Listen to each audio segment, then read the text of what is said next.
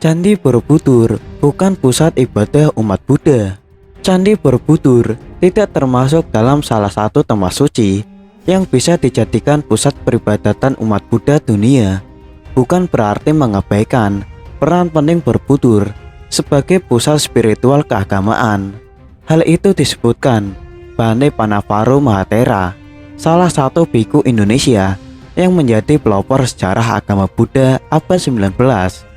Bhante Panavaro adalah pendiri wihara di Candi Mendut tahun 1974 yang menjadi tempat ibadat penting bagi umat Buddha.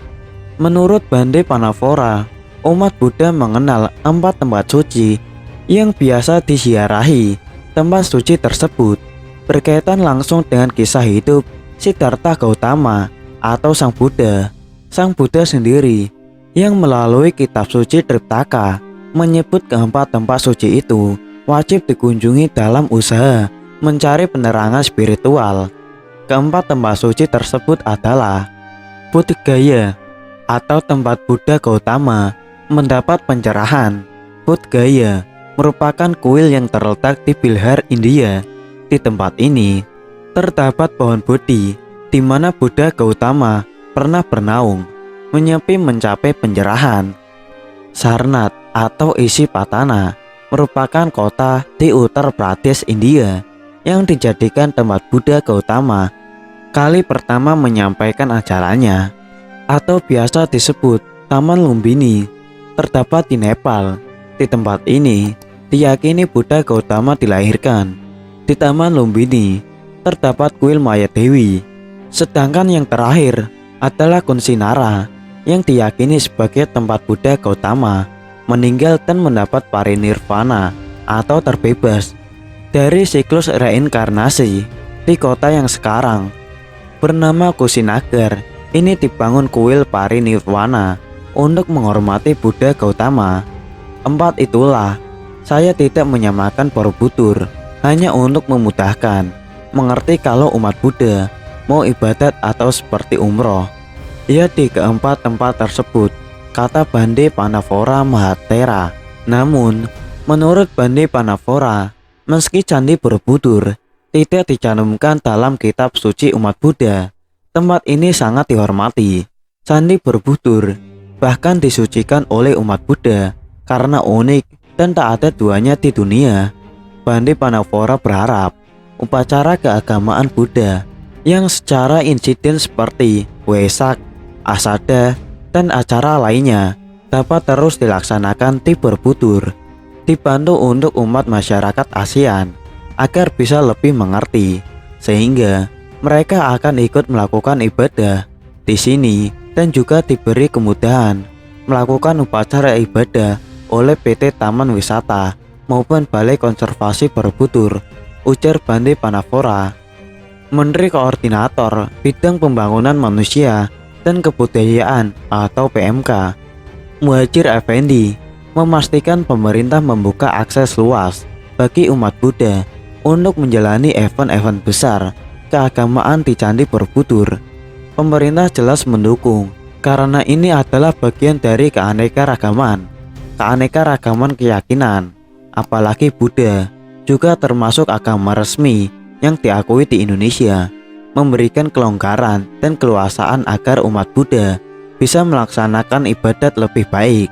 Pasti kami dukung, kata Muhadjir Effendi kepada wartawan di Bukit Dagi Borobudur. Meski bukan termasuk pusat peribadatan umat Buddha dunia, Menteri Muhadjir meyakinkan bahwa upacara-upacara keagamaan Buddha di Candi Borobudur akan ditingkatkan. Pemerintah juga memberikan peluang bagi seluruh umat Buddha di dunia untuk hadir di Candi Borobudur. Nanti ada upacara-upacara keagamaan Buddha yang akan kita tingkatkan, kita laksanakan dengan cara yang lebih baik, dengan memberikan peluang untuk hadir seluruh umat Buddha dunia. Menteri Koordinator Bidang Pembangunan Manusia dan Kebudayaan PMK, Muhadjir Effendi, datang ke Borobudur untuk memastikan posisi Candi Borobudur dalam konteks umat Buddha internasional.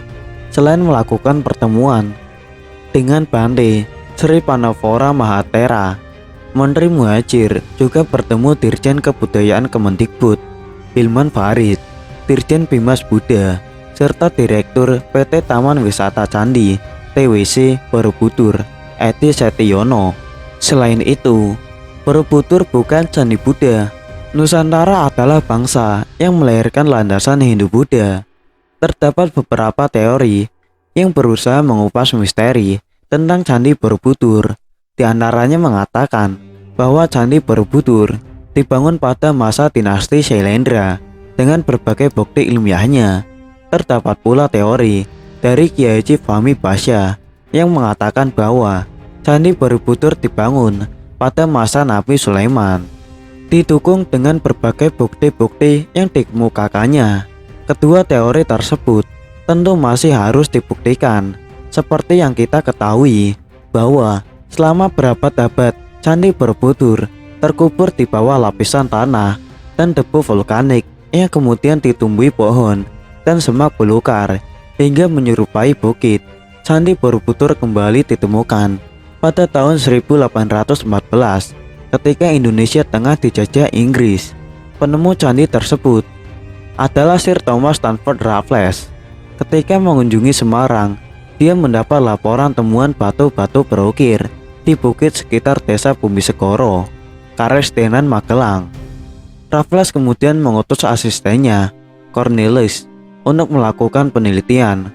Cornelis akhirnya melakukan penelitian pada 1814. Raffles kemudian menamakan bangunan megah ini dengan nama Borobudur, berasal dari kata bore dan budur dalam tata bahasa Inggris untuk menyebut desa terdekat dengan candi itu, yaitu desa Bore atau Boro, dan budur dalam bahasa Jawa diartikan purba. Arti budur atau bidur bahasa Jawa juga berarti bisul, walaupun pada faktanya tidak terdapat desa dengan nama Bore di sekitar candi.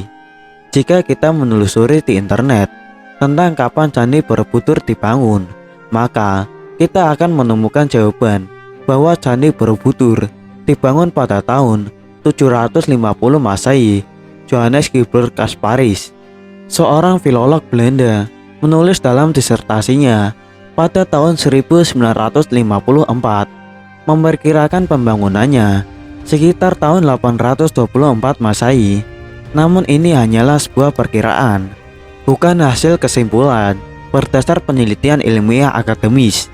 Kitab-kitab yang dikatakan mendasari desain rancangan bangunan ini ada Silpa Sastra dan Vastu Sastra dari India. Namun faktanya, semua kitab-kitab itu baru ada pada abad 5 Masehi dan bangunan megah ini telah ada sebelumnya. Jika kita melihat dari peninggalan prasasti-prasasti yang ada, agama Buddha pertama kali masuk ke Nusantara Indonesia sekitar pada abad ke-5 Masehi. Karena Nusantara pada abad 4-7 Masehi tidak tercatat adanya misionaris India yang datang ke Nusantara, maka diduga pertama kali agama Buddha dibawa oleh pengelana dari Cina bernama Fahian.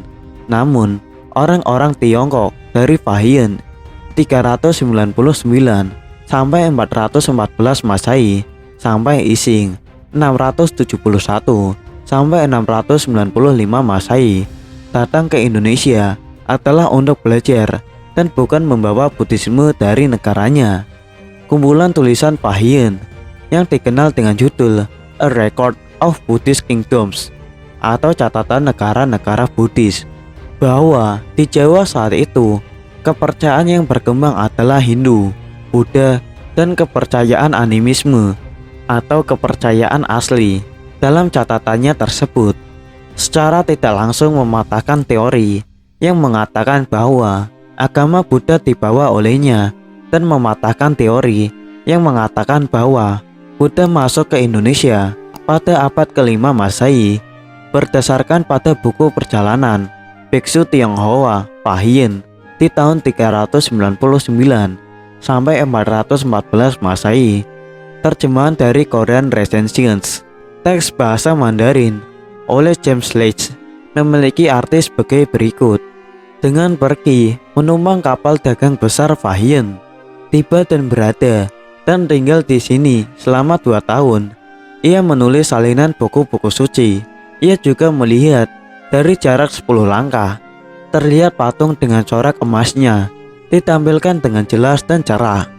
Arca kayu lapis emas.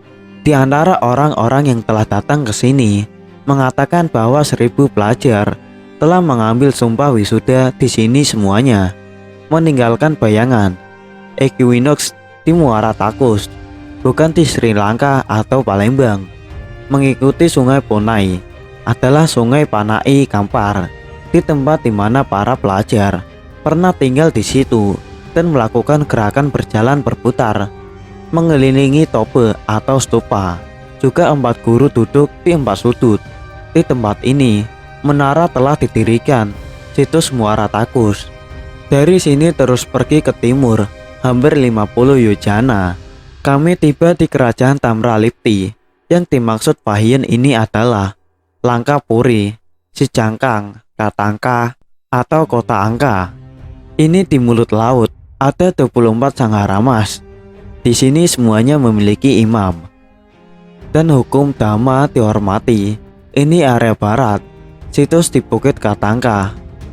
Pergi ke barat 300 langkah, menemukan tempat tinggal di antara bebatuan bernama Gua Pipala, di mana para pelajar secara teratur duduk bermeditasi. Di sebelah barat jalan, kami menemukan Taman Bambu Karanda, di mana Sangharama lama masih ada. Lokasi yang dimaksud Pahien 399 sampai 414 Masehi adalah di Swarna Dwipa, yang juga dikunjungi Ising 671 sampai 695 Masehi, tepatnya di area kota suci yang landmarknya Muara Takus. Gua Pipala adalah lubang Koliong atau lubang hitam disebut masyarakat setempat, dan Taman Bambu Karanda adalah Koto Bambu Kuning atau Koto Sokyo. Sangharama lama ini adalah perguruan dewa-dewi Nalondo, masyarakat menyebutnya